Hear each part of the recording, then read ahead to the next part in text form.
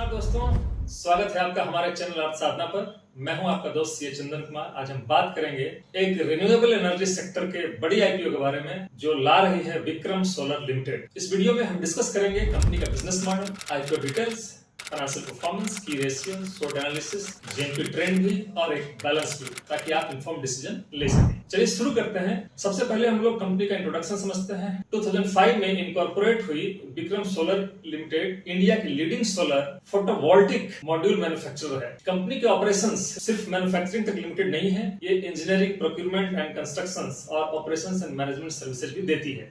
इसका यूएसपी है high efficiency पर टॉपकॉन और एचजेटी टेक्नोलॉजी मॉड्यूल्स, बाइफेशियल और मोनोफेशियल दोनों फॉर्मेट्स में। ये टर्म्स थोड़े टेक्निकल हैं, अभी इनको हम लोग समझ लेते हैं एक एक करके। पर्क हुआ passivated emitter and rear contact. ये एक अपग्रेडेड टेक्नोलॉजी जो नॉर्मल सोलर पैनल से ज्यादा लाइट कैप्चर करके इलेक्ट्रिसिटी जनरेट करती है। TOPCon is tunnel oxide passivated contact, N type silicon based technology जो एनर्जी लॉस कम करती है और पावर आउटपुट बढ़ाती है।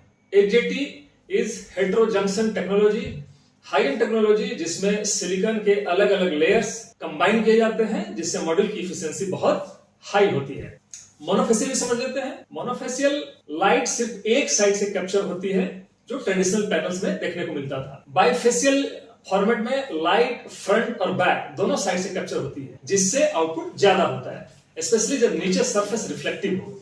इसका मतलब कंपनी दोनों तरह के मॉड्यूल्स बनाती है ताकि अलग अलग प्रोजेक्ट्स नीड्स को मैच कर सके। अब हम इनके मैन्युफैक्चरिंग यूनिट्स को समझते हैं। पहला है फाल्टा एसईजेड जो कोलकाता वेस्ट बंगाल में है। उसके बाद कुछ यूनिट्स इनके ऑर्गाडैम चेन्नई तमिलनाडु में है। पैन इंडिया प्रेजेंस है इनका 23 स्टेट्स एंड 3 यूनियन टेरिटरीज में इनका नेटवर्क है। 41 ऑथराइज्ड डिस्ट्रीब्यूटर्स हैं और 64 डीलर्स हैं, साथ ही साथ 67 सिस्टम इंटीग्रेटर्स हैं।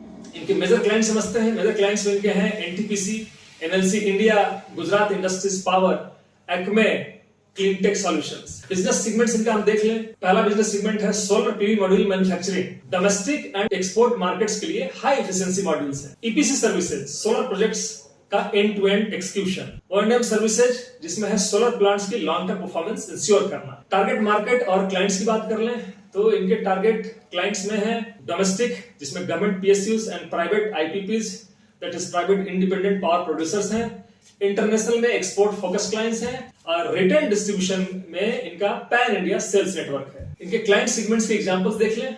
Domestic government PSUs, NTPC, SCCI, WBAC, DCL, HPCL, Keventer Agro, AI, ISRO, export markets USA, Europe, UAE and global distributors. अब इनका हम लोग आईपीओ डिटेल्स समझ लेते हैं। आईपीओ डिटेल्स में सबसे पहले इशू साइज की बात करें तो ये है 2079.37 करोड़, जिसमें फ्रेश इशू है एग्रीगेटिंग अप टू 1500 करोड़ और ऑफर फॉर सेल है 579.37 करोड़। अब इनका प्राइस पॉइंट देख लेते हैं। This is 315 rupees to 332 rupees per share. Lot size है 45 शेयर्स का। रिटेल इन्वेस्टमेंट मिनिमम है 14,940 रुपीज का, जो एक लॉट को कवर करता है, और मैक्सिमम है 30 लॉट्स जिसमें अमाउंट होता है 1,94,220 रुपीज। स्मॉल एचएनआई के लिए मिनिमम जो है वो 14 लॉट्स है, शेयर्स होते हैं 630 और अमाउंट होता है 2,09,160 रुपीज। स्मॉल एचएनआई के लिए मैक्सिमम जो है वो 66 लॉट्स है, जिसमें शेयर्स होते हैं 2,970 और अमाउंट होता है 9,86,040। बिग एचएनआई के लिए मिनिमम है 67 लॉट्स, जिसमें शेयर्स होते हैं 3,015 और अमाउंट बनता है 10,09,80 रुपीज।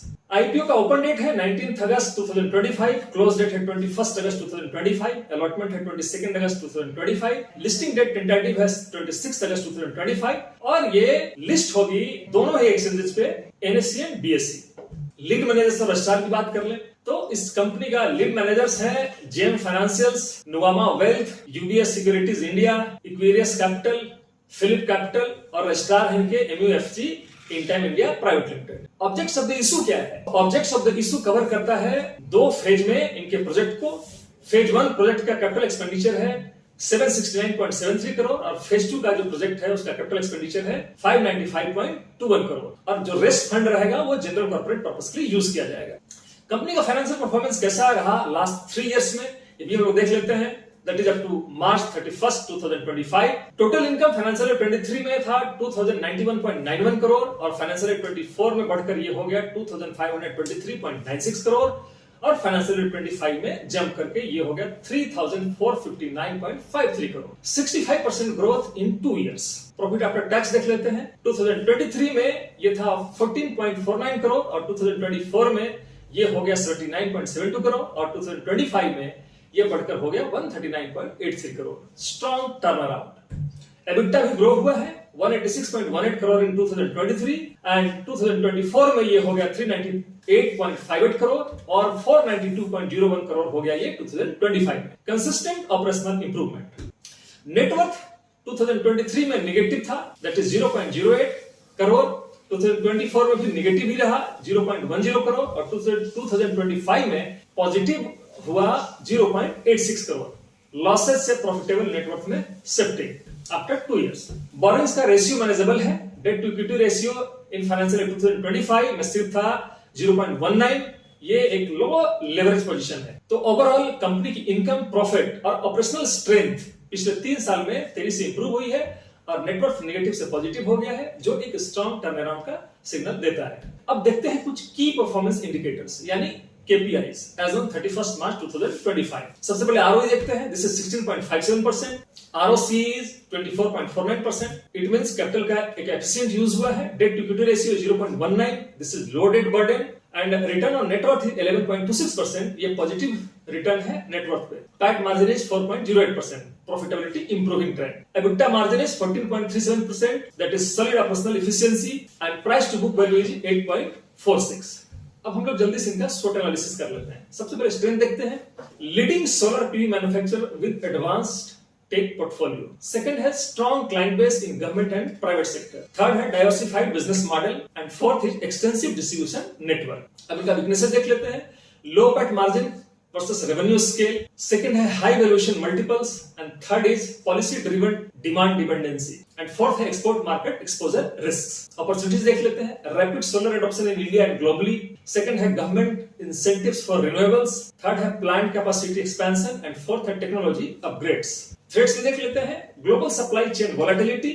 सेकंड है चाइनीज प्राइस कंपटीशन। थर्ड है forex fluctuation risk and fourth है रेगुलेटरी पॉलिसी शिफ्ट्स। अब हम लोग एक बहुत ही इंपॉर्टेंट सेगमेंट GMP की बात कर लेते हैं। 30 अगस्त 2025 तक मार्केट सोर्सेज के हिसाब से ग्रे मार्केट प्रीमियम है ₹68 पर शेयर। इनका प्राइस में कैप प्राइस है 332 रुपीज। उस हिसाब से इसमें अगर हम लोग प्रीमियम 68 रुपीज जोड़ लें तो ये लिस्टिंग प्राइस को 400 के आसपास प्रोजेक्ट कर रहा है, जो 20% का इनफॉर्मल प्रीमियम दिखाता है। इसमें एक इंपॉर्टेंट डिस्क्लेमर जो मैं कहना चाहूंगा, GMP पूरी तरह से एक unofficial and unregulated market indicator है। ये बस मार्केट पार्टिसिपेंट्स के मूड का सिग्नल देता है, लेकिन इन्वेस्टमेंट डिसीजन का बेस नहीं होना चाहिए। इसमें हाई वोलेटिलिटी होती है और एक्चुअल लिस्टिंग अलग हो सकती है। तो दोस्तों, शॉर्ट टर्म सेंटिमेंट पॉजिटिव लग रहा है, लेकिन वैल्यूएशन काफी हाई है। सेक्टर में कंपटीशन स्ट्रांग है और पॉलिसी सपोर्ट क्रिटिकल होगा। Long term potential renewable adoption के साथ लिंक्ड है, लेकिन एक्सक्यूशन और मार्जिन इंप्रूवमेंट